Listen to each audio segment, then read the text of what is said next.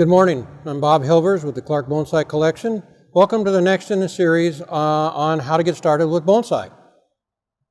In this particular segment, we're actually going to use this small juniper and create a bonsai.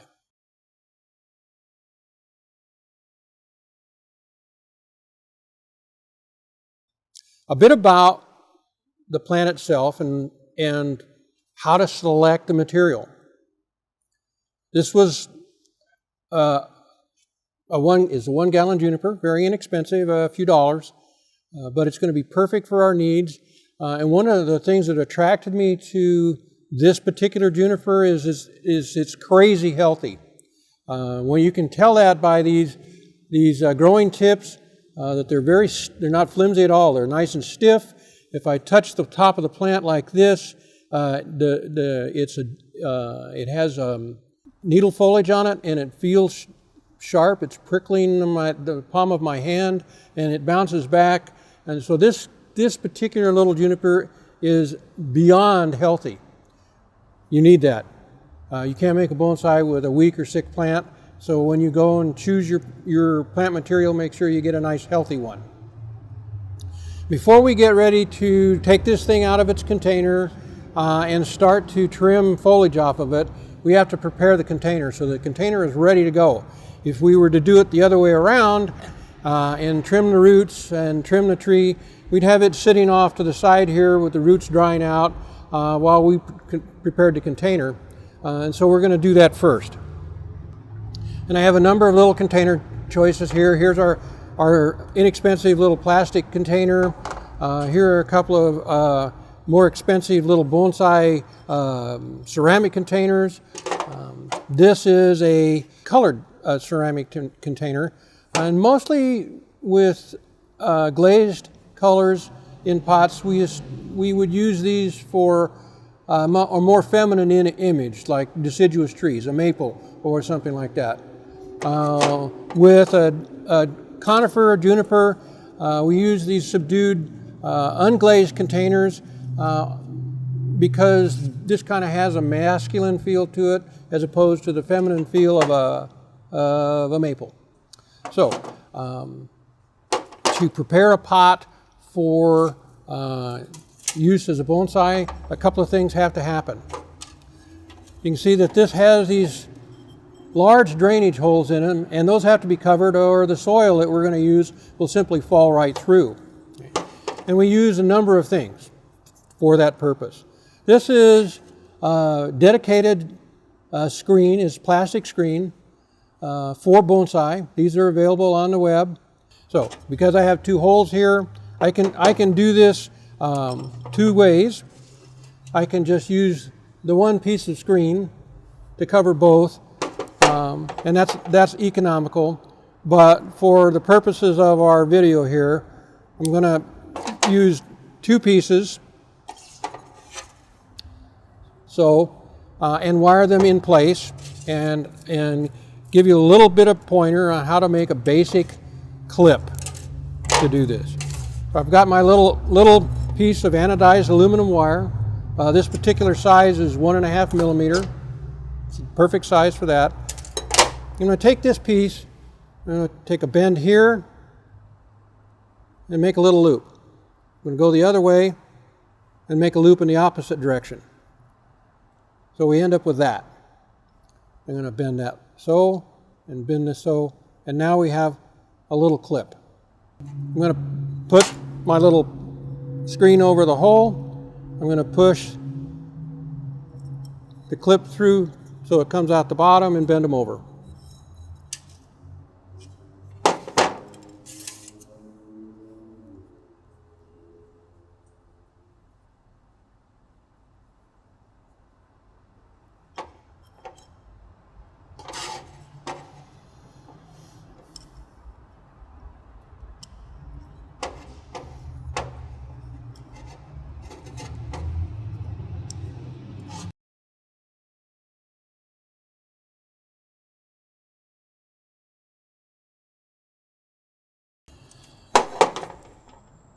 So now that we've got the drainage holes covered so that the soil won't fall out, we actually have to put some wire in the container to tie the tree in.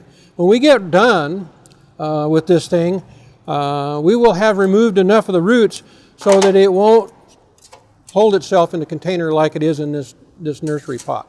So we use the wire for two basic reasons. One of them is very practically mechanical. We have to have a way to secure the plant in these smaller containers, and the wire does that. The second is more horticulture, and it has a spiritual component to it, if you want to believe that sort of thing, in that I believe that the plant will be happier if it feels like it's secure in its new home. And there's good horticultural reasoning for this too. It's not all spiritual. But if the plant's happy, you're going to have a happy bonsai, and it's going to perform for you, and you're going to be successful. Also, when the plant is in the pot securely and it won't wiggle around, when it starts to develop new roots, those are very small, almost microscopic, and they're easily broken. And just a little bit of movement can break those and set you back, and if you do it enough, will actually kill a plant. So we're going to tie the bonsai in the container with wire. And that's easily done. We're just going to put a piece of wire through one hole and out the other. Okay. And I'm going to use my pliers to make a right angle bend. You can do this by pushing it through and just bending the wire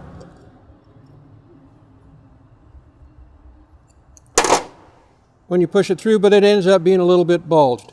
So this way you get a nice, crisp, straight fit in the pot.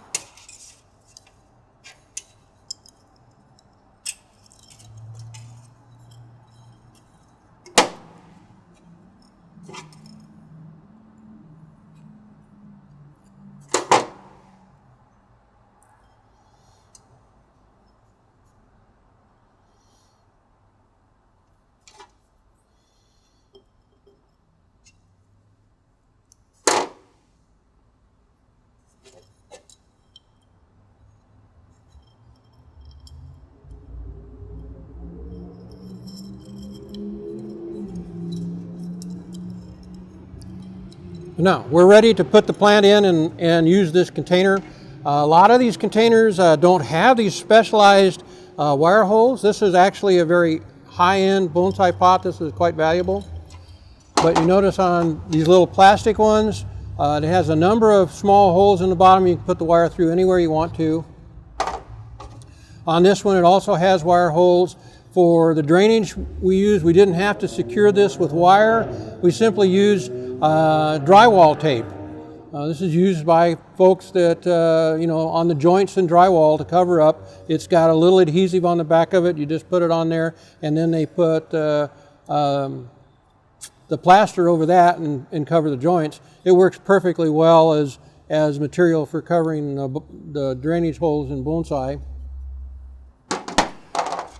On some containers, there are no specialized wire holes. They're just the drainage holes. And in those cases, we have to actually put the wire through the drainage holes along with the drainage screen. Having said that, now we're going to turn our attention to our plant material. And one of the things that I'm going to do with this is pull it up out of this container.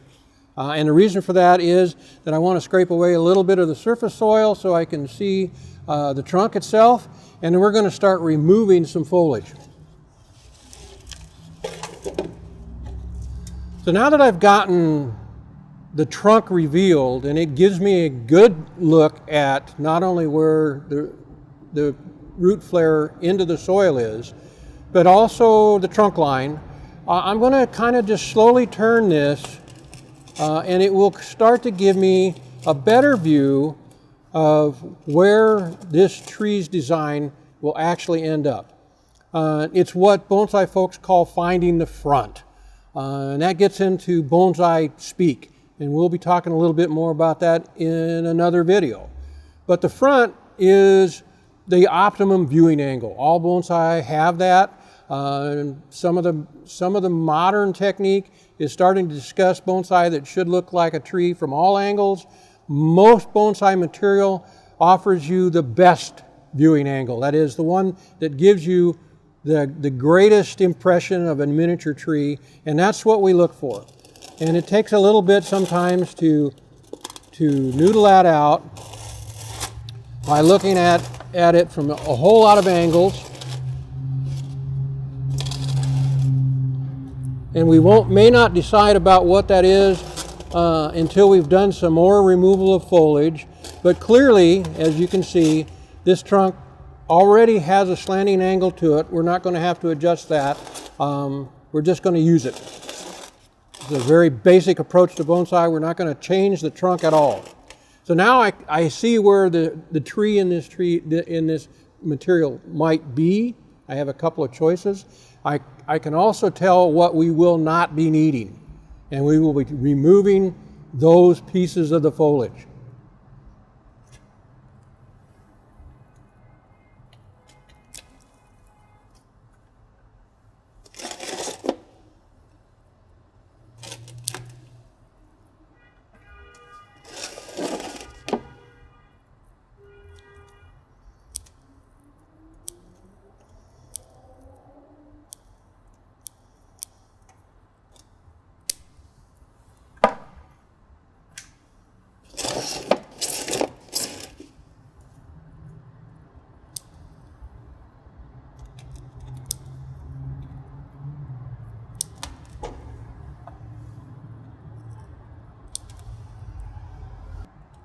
One of the reasons I like this particular species of juniper for creating bonsai is that the foliage naturally grows very tight. In this one, it's so healthy that there are lots of little foliage points all over the tree simply because it is so healthy. But there's not much foliage pad development needed to create the bonsai. I can simply cut in between these tiny little buds, and the foliage pad is simply already there. I don't have to create it.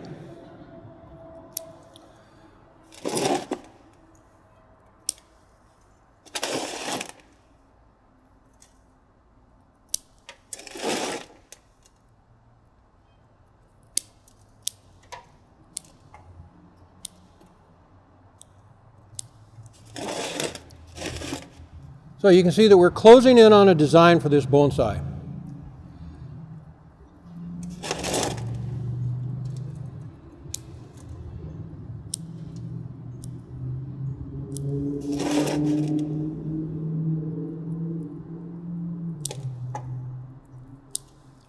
Each time I take a little piece off that's superfluous, we don't need for the design, that we begin to see exactly the outline of the tree starts to be revealed.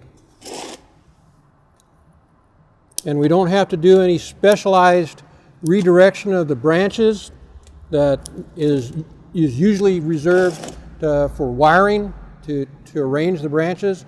That this thing has enough of the pieces that we need. And it's one of the reasons I selected it for this demonstration, is pretty much that little bonsai tree was in there to start with. We're just taking away the pieces we don't need to show the design.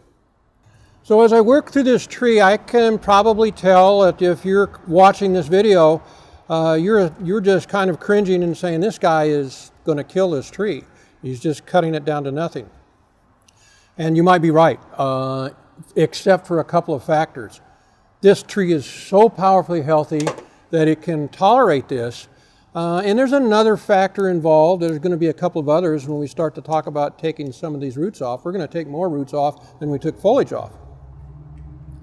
An attribute of junipers in general, and particularly with this little species, and particularly with this particular little juniper, is that it has so many growing points.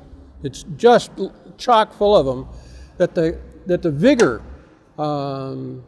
in the systemic vigor in junipers relies on the foliage.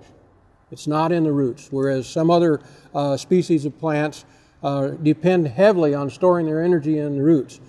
With junipers, and particularly nano junipers, the power is here. It's in the foliage. So I can take a fair amount of this foliage away, and as long as there's still these very powerful little growing points in multitudinous numbers, this tree is going to be healthy and happy.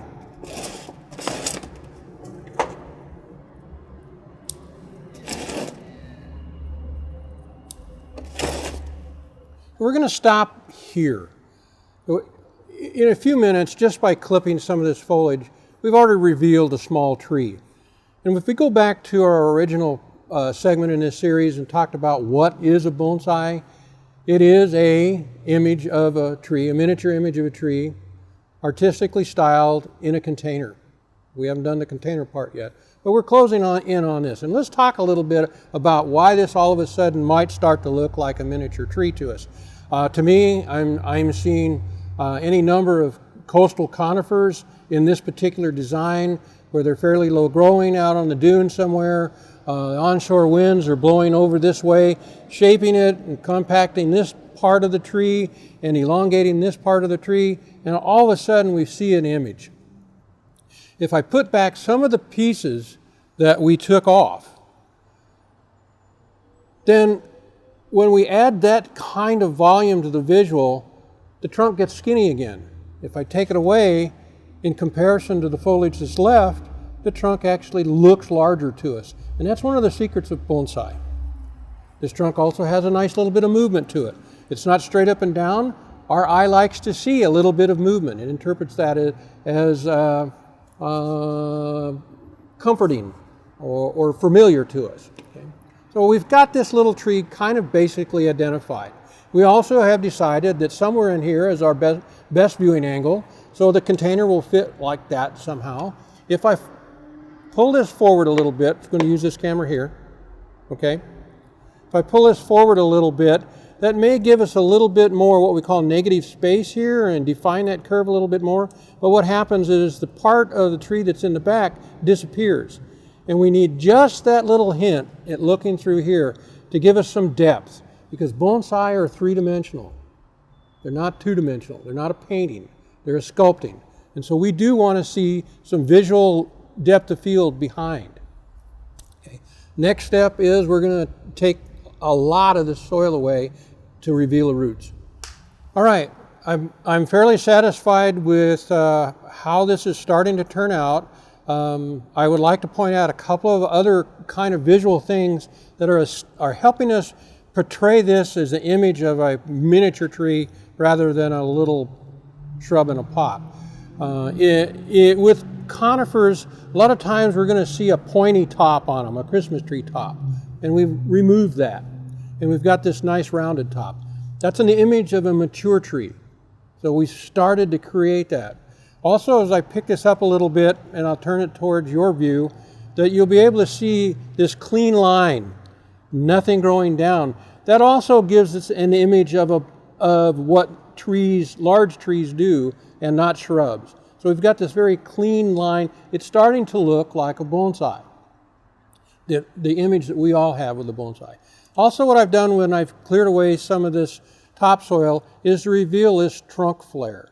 And that also gives us the image of a tree that has roots that are spreading out and firmly holding the earth. It just gives it another aspect of maturity that we revealed simply was there. And before I get into cutting these roots, because I'm thinking you're all going to be very horrified when I do that, you notice all of these very fine pieces of roots that are being revealed as I brush the soil away. That is where the power of this tree is, and in the foliage, these fine little roots. So when I make some very large cuts, what I'm cutting away is what we call structural roots. It's the roots that hold the plant in the ground. These guys are actually the ones that are powering these guys. And there's a communication between these little buds up here and these little roots down here that's not completely understood by horticulture, but we know that relationship exists. And these are the guys that are real important to us for the future of this tree. I'm going to take away a fair amount of these roots.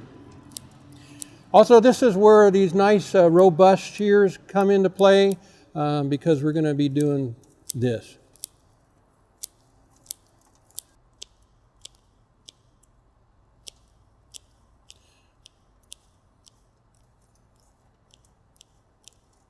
So as I turn this up, you can see that there's one fairly large root that was cut away right there, not a big one, but that was a descending root down into this root ball here. But you notice where the majority of these finer roots are, they're around the edge of where the pot was, and that's where the water was. And those roots are chasing the water. So this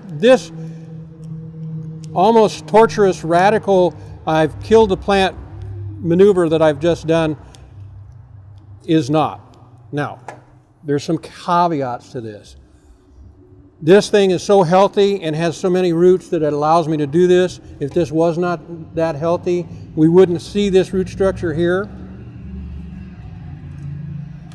In addition, it's this zone that I'm holding in my hand, from here to here, from here to here, is where the most important roots for this plant are, which is at the base of the tree. And we need to preserve those. Now in most bonsai techniques, it will kind of say that you need to comb out roots a little bit. And I can do that with the chopstick by doing this. It's pretty simple. And as I do that, I reveal these really white roots. Those are the power of the tree. That's the ones that are doing the work. They're taking up the moisture, they're taking up the nutrients. These are the guys that the tree is relying upon. And there's lots of them. If we only found a few, then I would stop this now where I am, because I know the tree would not tolerate it. And these guys are going. And the reason for that is why? Because there's 1,000 more inside there. If they weren't, we couldn't do this.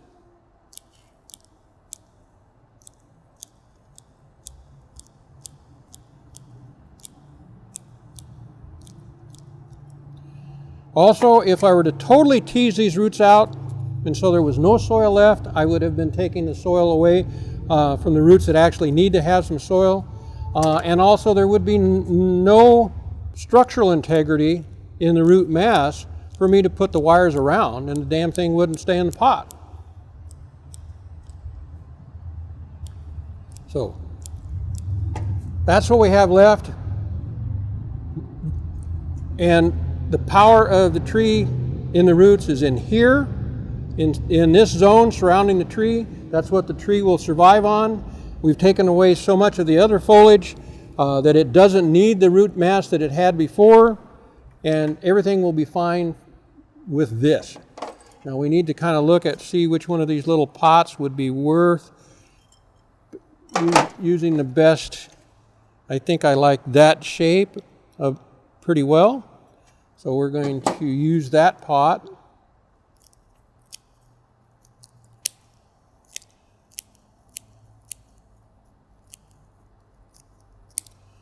Snip a little bit more of these structural roots. As we get a little bit higher up in there, they get a little bit bigger and a little bit denser. But structural roots are not feeding roots, they're just holding the plant in the ground. Okay. And so I think I like this pot best, and we're going to use it. And I'll kind of look at the plant in the pot for positioning. The position is important for the aesthetic value of it. If we put this dead center, if we put this trunk dead center in the middle of the pot, it looks a little bit bland. It's kind of static. It's not as interesting. It loses some dynamic character. Okay? However, if I offset that just a little bit, then we have a much more dynamic kind of look to it. It's not so even, not so static, and a little more drama. So this is the position that we're going to use to put this tree in this pot. All right, now we've got the pot prepared. We're kind of pretty satisfied with the shape of the tree. I'm going to use our Everyman's Bonsai soil. This is simply the black lava and the pumice and the potting soil that we saw earlier. And I'm going to put a little bit of this into the bottom of the pot over the drainage holes. And I'm going to position the tree in the container. And this can get a little tricky. This part of it, to affix the wires, I'm actually going to scooch the tree down in a little bit to make sure that it's in full contact with the soil. And then I'm going to start arranging my wires to hold the tree in spot. Now this can be a little bit of a challenge for folks that aren't used to doing this, to actually manipulate the wires. So what I'm doing is actually holding the pliers, pulling up and doing a little twist. That way we make sure that the wires stay completely taut from the bottom of the pot up to around the tree. Okay. So I got that first one done. I'm going to go over to this next one and put a little twist in it. And my hands are in the way, so it's hard for you to see. I'm going to turn this around so you can get a better look from the camera there. And I'm going to take my little pliers here, and I'm going to pull up, turn, pull up, turn, and that will just kind of tighten the wire down, hold the tree in the container.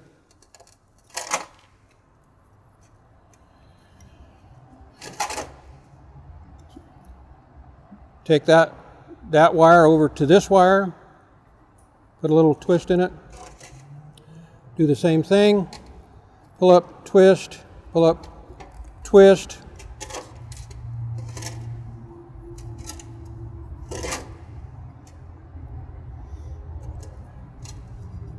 I'm going to make a little bit of an adjustment here so that we wanted to have our trunk a little bit this side of center on the pot, and now's the time to do it when the wires aren't as tight yet. Okay, so that's kind of where we want the tree to be, and we've got a little soil in the bottom. So now we need to put a little bit of soil around.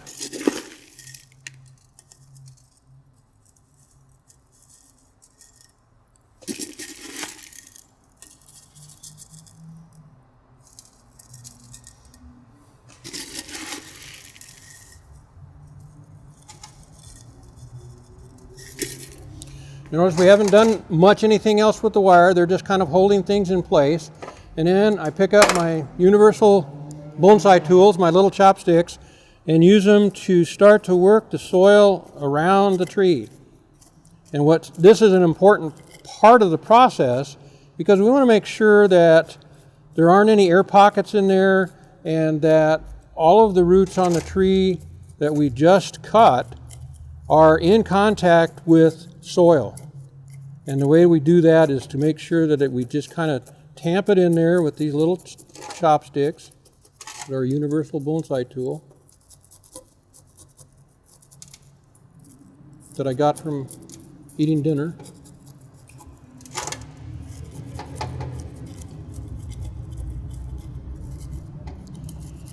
And this will take a little bit, so be patient with this because you've got to be diligent and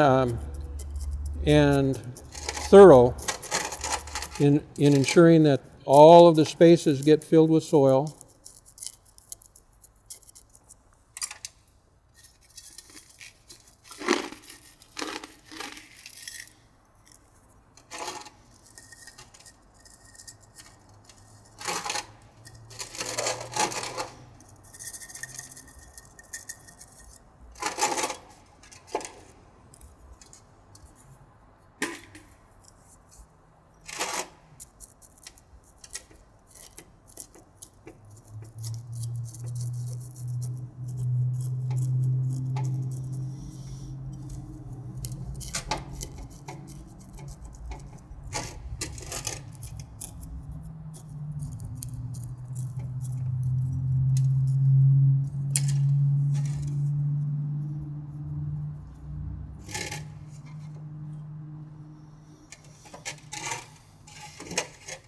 So once we've done that, we're making a final adjustment on our wires.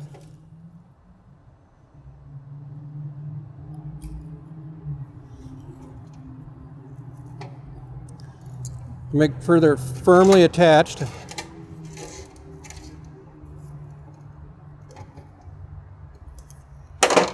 Can remove the wire.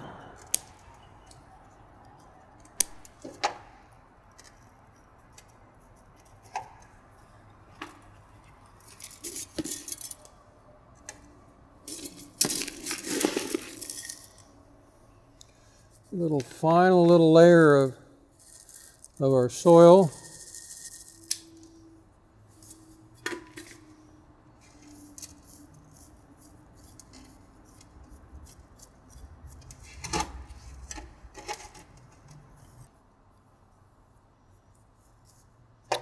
So here we are with our happy little bonsai and our instant bonsai creation. See you in the next video when we talk about the art in the art of bonsai.